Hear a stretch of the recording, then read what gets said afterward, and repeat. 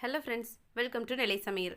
நாம் இன்றைக்கி வீட் கார்லிக் தோசை எப்படி பண்ணுறதுன்னு பார்க்கலாம்.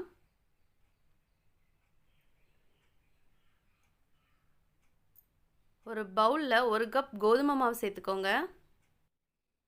1/4 டேபிள் ஸ்பூன் அளவுக்கு துருவன பூண்டு, கொஞ்சமாக கொத்தமல்லி இலை சேர்த்துக்கோங்க. 1/4 டேபிள் ஸ்பூன் சில்லி ஃப்ளேக்ஸ் சேர்த்துக்கோங்க. 1/4 டேபிள் ஸ்பூன் கீ சேர்த்துக்கோங்க. அதோட தேவையான அளவு உப்பு சேர்த்துக்கோங்க.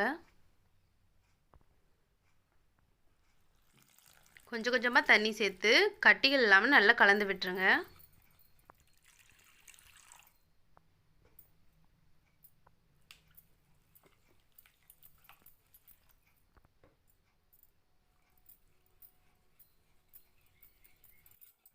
பாருங்கள், தோசை மாவு ரெடி ஆயிடுச்சு. இப்போ நம்ம தோசை ஊற்றிடலாம்.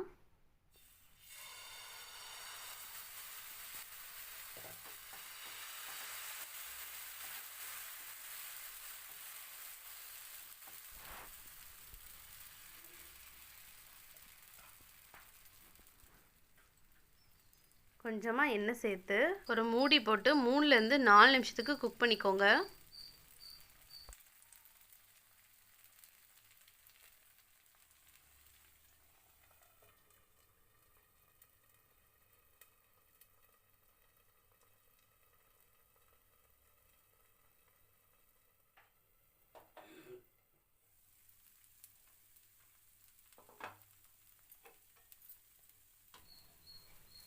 ஒரு பக்கம் நல்லா வெந்து வந்துடுச்சு. இந்த டைமில் நம்ம மாற்றி போட்டுடலாம்.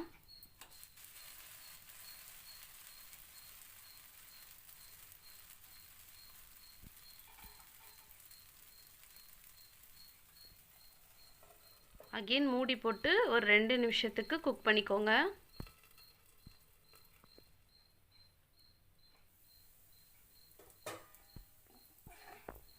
பாருங்கள், தோசை நல்லா வெந்து ரெடி ஆயிடுச்சு.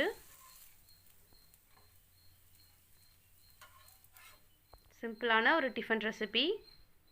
இந்த ரெசிபி ட்ரை பண்ணி பார்த்துட்டு எப்படி இருந்துச்சுன்னு கமெண்ட் செக்ஷனில் சொல்லுங்கள். நெல்லை சமையல் சேனலுக்கு லைக் பண்ணுங்கள், ஷேர் பண்ணுங்கள் அண்ட் சப்ஸ்கிரைப் பண்ணுங்கள். தேங்க்யூ.